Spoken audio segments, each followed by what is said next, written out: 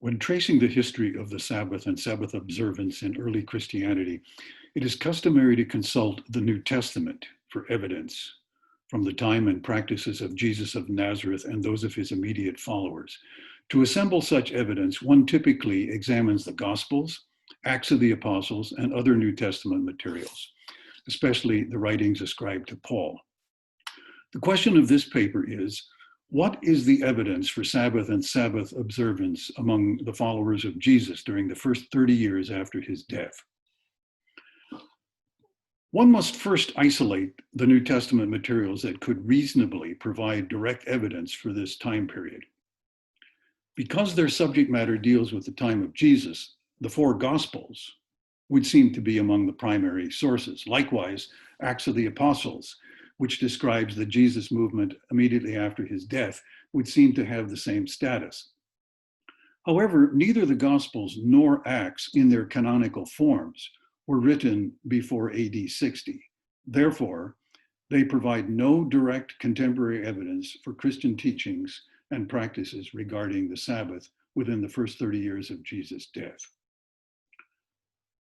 Although Paul wrote letters before AD 60, the prevailing scholarly opinion is that only the following letters attributed to Paul were actually written by him: Romans, 1st and 2nd Corinthians, Galatians, Philippians, 1st Thessalonians, and Philemon. The others are both non-Pauline and date after AD 60. Therefore, we will consider only the genuine letters of Paul for evidence of Christian teachings and practices regarding the Sabbath during the first 30 years of Christianity. In fact, these letters are the only specific documents in the New Testament that can provide such evidence. However, there are several other bodies of evidence within the New Testament that we can examine. The first is a source that most scholars believe Matthew and Luke independently used in addition to Mark. This shared material, consisting mostly of sayings attributed to Jesus, is called the sayings source, or Q. Although we have never discovered Q as an independent document, its materials, as reflected in Matthew and Luke, have been reconstructed. Furthermore, its simplicity and primitive characteristics, like its understanding of Jesus of Nazareth, undoubtedly dated before AD 60. Equally detectable, though less reliably dated, are the unique sources behind Matthew and Luke, identified as M and L, respectively. Despite the remote possibility that these sources date before AD 60, we will examine them for potential evidence. Scholars generally understand that the Gospel of John underwent several stages of development. The earliest, a collection of stories about Jesus' miracles called signs. The signs Gospel, which may also have included a passion source, is typically dated AD 50 to 90. Because it may date as early as AD 50, it may provide evidence for Sabbath within the first 30 years of Christianity. Finally, the New Testament contains a large amount of traditional material identified as common sayings, mostly confessional or creedal fragments, and parts of hymns. Such units would, by definition, predate the particular documents that contain them. Accordingly, many of them may originally date before AD 60 and reflect what contemporary Christians considered important teachings and practices. So what do we learn about the Sabbath in the first 30 years of Christianity from examining these early New Testament materials? Let us look first at Paul's genuine letters. Here the evidence is unambiguous. There are simply no references to the Sabbath or Sabbath observance in any of Paul's letters. However, Paul does discuss and describe a wide variety of Christian teachings and practices. The list of such doctrines and praxes is very comprehensive. The absence of any reference to Sabbath is significant. Although Paul's genuine letters have no direct references to Sabbath, two of them contain what may be indirect references. The first is in his letter to the Galatians. You are observing special days and months and seasons and years. Chapter 4, verse 10. Paul does not indicate what he means by these progressive time references or provide examples. It is clear from the immediate context that he is addressing Gentile readers. This suggests that his declaration about days, etc., refers either to some pagan celebrations that they have resumed, or, less likely, to some Jewish observances they have been influenced to adopt.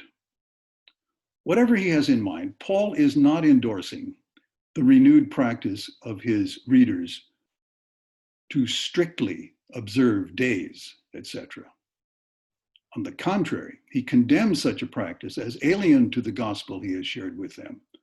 Paul does not seem to be referring to Sabbath in Galatians 4:10, and certainly not directly or indirectly endorsing its observance among his Gentile readers. The second possible indirect Pauline reference to Sabbath is in the letter to the Romans. Some judge one day to be better than another, while others judge all days to be alike. Let all be fully convinced in their own minds. Those who observe the day, observe it in honor of the Lord. Chapter 14, verses 5 and 6. The Roman congregation that Paul addresses here was composed of Jewish and Gentile Christians. Having spoken to each group separately earlier in the letter, he here addresses both. The congregation is divided and in conflict. Paul attempts to bring them together in peace and harmony. On the understanding of the gospel, he has sided with the Gentiles. On the importance of the Jewish religious heritage, he has sided with the Jews. He is calling for both groups to accept each other and to be sensitive to each other's different understandings and practices of the gospel. One group, he calls them weak, eats only vegetables, possibly because they want to avoid eating meat that had been sacrificed in idol worship.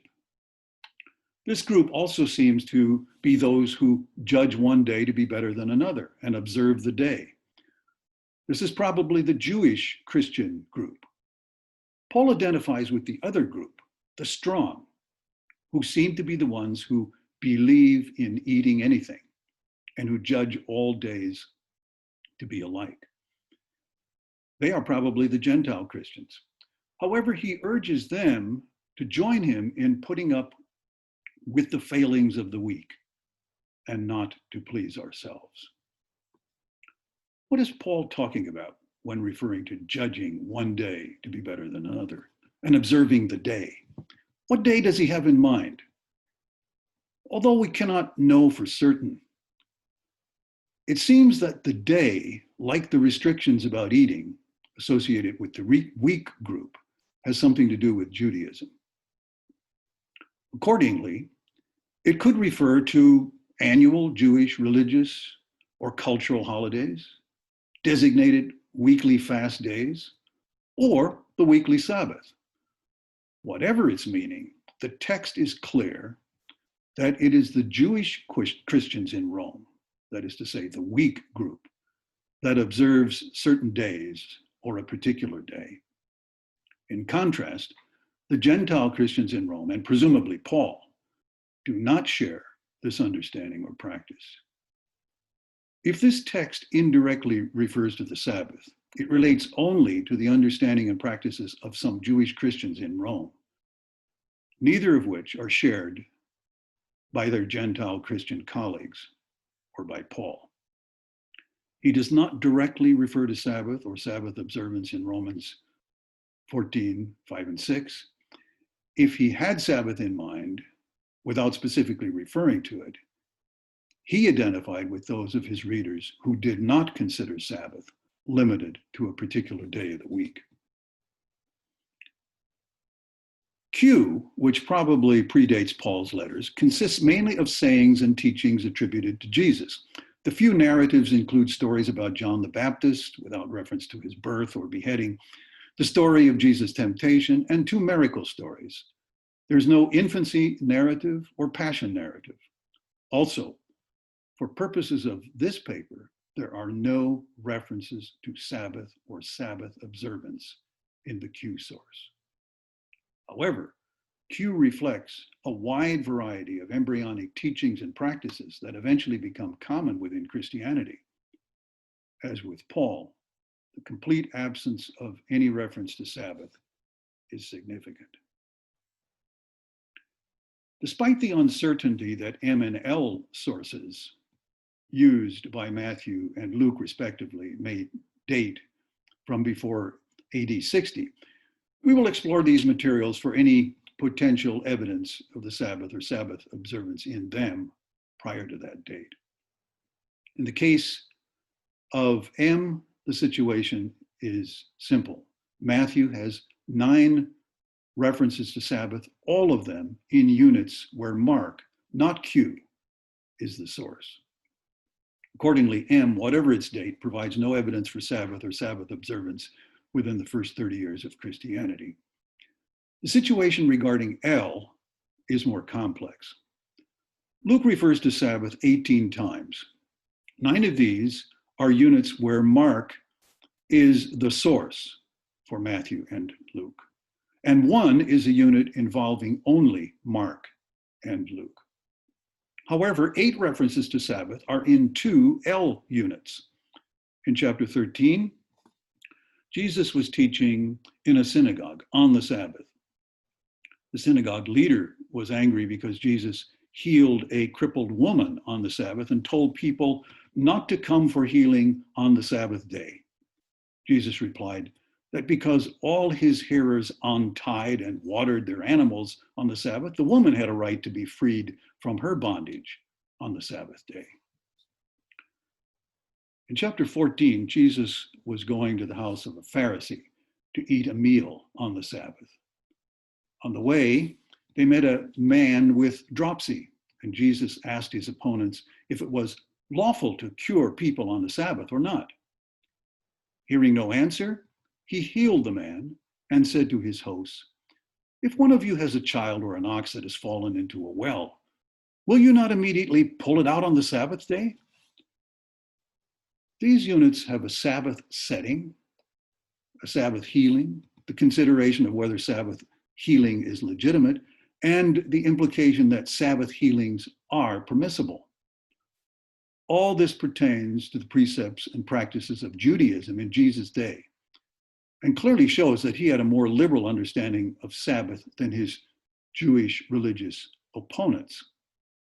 However, these units, especially given their uncertain date, do not provide evidence of Christian Sabbath doctrine or praxis during the first 30 years. The fourth gospel contains 8 references to Sabbath. 8 of these are related in one way or another to the signs gospel. However, none of these references are part of the signs source itself. 2 sign stories, the narrative of Jesus healing the man at the pool of Bethesda in chapter 5, and the story of Jesus healing a blind man in chapter 9, originally contained no references to the Sabbath. Yet each has later Johannine elaborative material that identifies the event as occurring on the Sabbath and that describes the resultant religious controversy. Sabbath is mentioned in the signs gospel only in its passion source and only as a time reference in conjunction with the burial of Jesus. Since it was the day of preparation, the Jews did not want the bodies left on the cross during the Sabbath, chapter 19, verse 31. This has nothing to do with Christian teaching or practice regarding the Sabbath, and it is therefore not evidence of such before AD 60. Most of the traditional materials in the New Testament are Christological formulas or fragments that focus on the death and resurrection of Jesus, many of which represent the earliest reflections of him. These materials also echo a reasonably wide variety of other Christian teachings and practices. For the purpose of this study, it is significant to note that none of these traditional materials in the New Testament mentions the Sabbath or Sabbath observance. Therefore, although potentially dating to the first 30 years of Christianity, they offer no insights into the teachings and practices of Christians regarding the Sabbath before AD 60. To address the question of evidence for the Sabbath in the first 30 years of Christianity, we have examined all the documents of the New Testament that are undisputably deemed to have been written before AD 60, as well as all the Proto-New Testament materials understood to be embedded in the present canonical text. The former included the genuine letters of Paul. The latter involved the Q source, the M&L sources, the Signs Gospel, and the traditional creedal fragments and parts of hymns. Despite often reflecting a wide variety of Christian teachings and practices, these variegated materials contain no direct evidence of Sabbath or Sabbath observance among Christians within the first 30 years after the death of Jesus, that is to say, before AD 60. What are the implications of this conclusion? Before addressing this question, we should note that the New Testament contains documents written after AD 60, especially the Gospels and Acts, that frequently mention the Sabbath. This may indicate the presence of Sabbath and Sabbath observance issues and discussions within various groups of Christians during the latter third of the first century. It may reflect a trajectory that moved from the Synoptic Gospels that debate how to observe the Sabbath to the fourth Gospel that considers whether to observe the Sabbath. However, the Gospels and their references to Sabbath and Sabbath observance may simply be reflections of Jesus' liberal behavior concerning the Sabbath. We may compare to such Gospel accounts his similar liberal attitudes and practices regarding fasting and defilement, and note that such Gospel narratives are not seen as evidence of later Christian debates. My conclusion that there's no direct evidence for Sabbath or Sabbath observance in Christian writings before AD 60 seems factually sound. However, I can make no equally confident statement about what this means for actual Christian practice and teaching regarding the Sabbath during the first 30 years of Christianity. We should not necessarily interpret the silence of these materials as evidence that no Christians, Jews or Gentiles, taught or observed the Sabbath. The earliest Christians were Jews. They continued to believe in many Jewish teachings and engage in many Jewish practices as a matter of cultural or theological continuity. Therefore, it is possible that Palestinian Jewish Christians observed the Sabbath as a continuation of their Jewish heritage and not as a component of their Christianity. This may explain why they did not include a doctrine of the Sabbath or refer to observing it among the array of embryonic Christian teachings and practices reflected in their earliest oral and written materials. However, Hellenistic Jewish Christians, especially those who were engaged in missions among the Gentiles, deliberately moved beyond Jewish cultural and religious distinctives. In fact, Paul, who was the foremost example of such Christian missionaries, built his controversial gospel around the contention that Gentile converts to Christianity did not have to adopt or practice these Jewish distinctives, including the law, food restrictions, male circumcision, or observance of special days, undoubtedly including the Sabbath.